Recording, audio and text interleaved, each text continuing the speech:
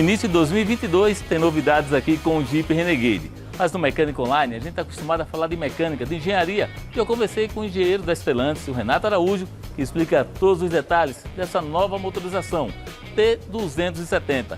São 185 cavalos de potência e 270 Nm de torque. Todos os detalhes a partir de agora.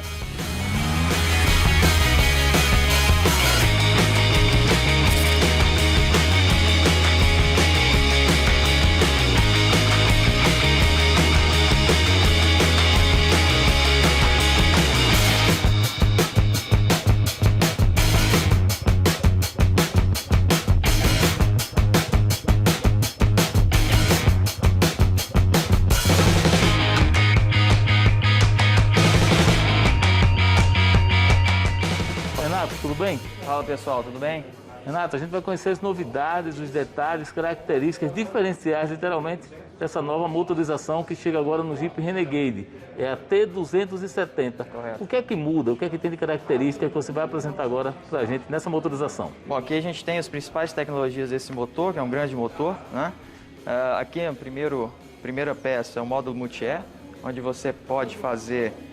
Ele tem uma flexibilidade muito grande de você fazer a variação de válvulas. Então você consegue atingir os objetivos de emissões, consumo, dependendo da carga que você tiver no motor. Fazer multilifts, né? Ou seja, você fazer abertura e fechamento de válvulas em um ciclo. Isso é o que a gente poderia chamar antigamente, desculpa Renato, mas do comando, de fazer o controle das válvulas? Correto, né? Ele é localizado nas válvulas de admissão, então ele consegue fazer esse controle muito preciso das válvulas, ok? Essa é uma parte muito importante desse motor. Ele é um dos principais componentes. Você consegue atingir tanto o consumo quanto as emissões, também o desempenho dele através então, desse. Ele vai mudando a configuração, a forma de funcionar conforme o motorista exige do motor. Correto. Perfeito. Vamos lá. Aqui a gente tem a parte de pistões e bielas, né? As bielas em aço forjado, necessário para suportar o torque do motor, né? Pistões nacionais, um desenvolvimento pensado principalmente no etanol, no uso do etanol, né? Então, sempre objetivando um menor consumo de combustível e também uma melhor distribuição de mistura e de queima de mistura na câmara de combustão. Okay? Perfeito. Já que você falou aí de nacionalização, esse motor em si, no geral, qual o índice dele? Esse índice ele está em torno de 70%, a gente pode confirmar esses dados com o time de comunicação, está em torno de 70% de nacionalização de componentes. Tá bom, vamos continuar então, passeando literalmente aqui desse motor. Parte do cabeçote. Bom, cabeçote a gente tem aqui um cabeçote todo de alumínio, né? As principais características dele estão por conta aqui do coletor integrado, né, que ele faz a união dos gases de escape em uma saída única. O importante disso aqui... Deixa eu mostrar esse lado. Vai aí. lá, vem para cá. Perfeito. O importante aqui é que você tem um warm-up melhor do motor, ou seja, uma fase de aquecimento mais rápida. Isso é muito bom para redução de atrito, né? Então, porque aqui dentro você tem uma galeria de água e faz a refrigeração desses gases de escape e absorve essa temperatura, né? Então, é muito bom. Em relação a isso também, a parte, como o turbo vai aqui em cima, a parte de turbo lag ela é reduzida, porque você tem respostas mais rápidas. Okay? Perfeito, Renato. Parte do coletor de admissão, a gente tem aqui dentro o trocador de calor integrado, é um diferencial muito importante nesse motor também, que vai muito de encontro a respostas rápidas de eficiência de compressão e também de troca térmica do ar comprimido. Então nós temos aqui um trocador de calor embutido, ele é refrigerado a água, né? Então a perda de carga é muito menor, porque você não tem que jogar o ar comprimido lá para frente no intercooler. Então o trocador de calor ele é do lado do compressor, do lado do muito mais rápido, mais eficiente. Mais rápido, exato. Então a gente tem vários benefícios nisso aqui: perda de carga menor, eficiência em troca térmica e também a questão de resposta dinâmica do motor muito maior também. Perfeito.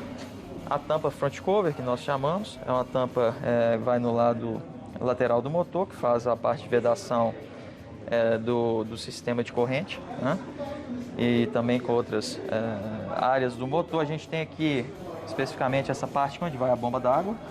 E aqui a parte embutida da bomba de óleo variável, que é comandada, ela tem duplo estágio, comandada eletronicamente com um eletroválvulo. Você consegue fazer dupla pressão de óleo, que dependendo do seu objetivo, se é consumo, dependendo da carga do motor, a gente consegue trabalhar muito flexível isso aqui.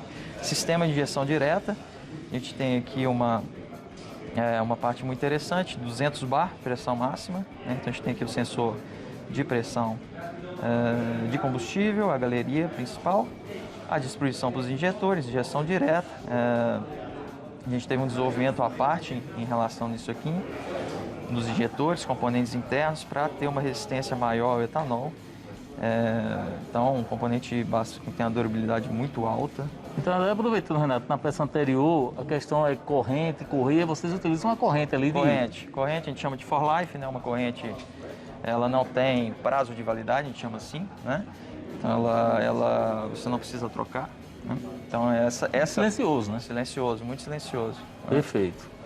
Parte do turbo, fechando, aqui as peças principais. A gente tem um turbo de baixa inércia, onde com certeza te dá uma sensação de desempenho melhor, umas respostas maiores de modo turbo. A gente tem um controle dele por válvula Westgate eletrônica. Você consegue trabalhar muito mais rápido no controle do turbo e ter um desempenho melhor, ter uma sensação melhor para quem está dirigindo. Pressão máxima de 1,7 bar. Okay? Tá, e tem mais um diferencial também na questão quando a gente está, por exemplo, numa desaceleração. O comportamento aí desse turbo é diferente, né?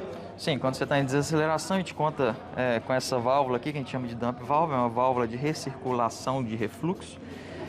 Então, quando a gente, por exemplo, quando a gente está em uma aceleração e você corta, você tira o pé do acelerador, o turbo ainda continua mandando uma pouca quantidade de ar pela inércia dele, e essa quantidade de ar ela não pode voltar para o compressor, porque senão você pode, ao longo do tempo,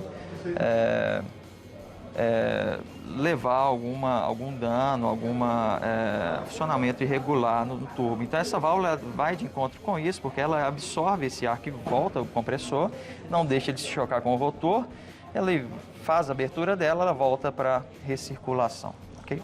Perfeito, Thiago. Então essa motorização ela já é conhecida, mas chega numa configuração totalmente mais nova. Sim, ela é conhecida pelo Compass, primeiro lançamento, depois a Toro, depois o Commander, né? Então ela chega agora para o Renegade para agregar com certeza nesse modelo aí que é sucesso, ok? Perfeito, muito obrigado, hein? Nada.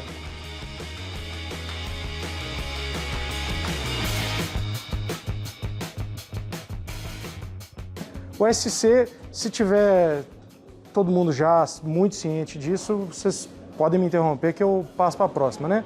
Estou fazendo uma curva, um carro genérico, sair de frente, substerço.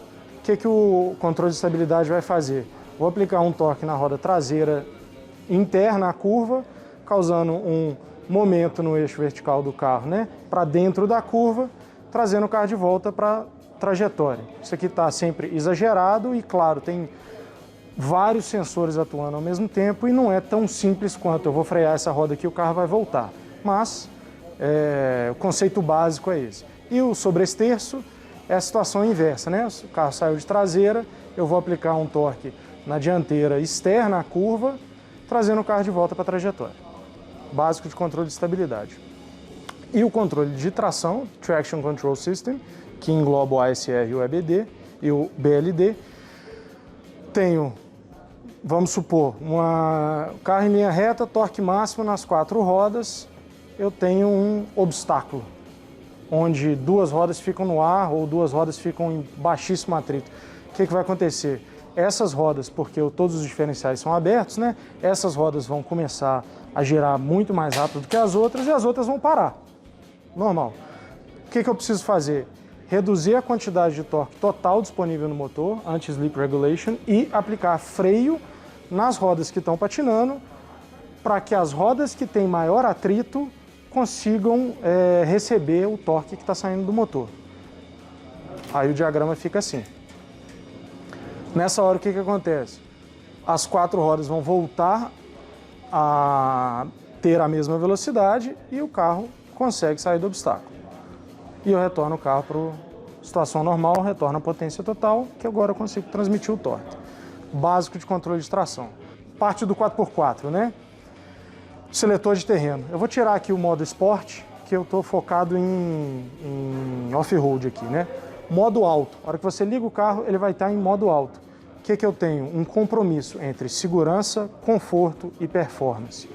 O carro vai se dar bem nas mais variadas condições, porém, ele não vai ter a melhor performance possível para algum terreno. É para isso que a gente tem o condutor selecionando o terreno para que a gente possa atuar de maneira diferente, sem precisar gastar o tempo de reconhecer o terreno. Então, no modo Snow, o que eu faço? ASR e ESC mais conservadores. O ASR que controla o torque e o ESC que controla o deslocamento lateral. Qualquer escorregamento que eu tiver, ou linear da roda, ou então lateral do carro, eu já vou atuar o mais suave possível para corrigir a trajetória do carro. Quando a gente testa em gelo, depois eu posso até achar no meu celular aqui um vídeo da gente testando o Renegade na neve. Qualquer alteração brusca de trajetória, o carro já escorrega.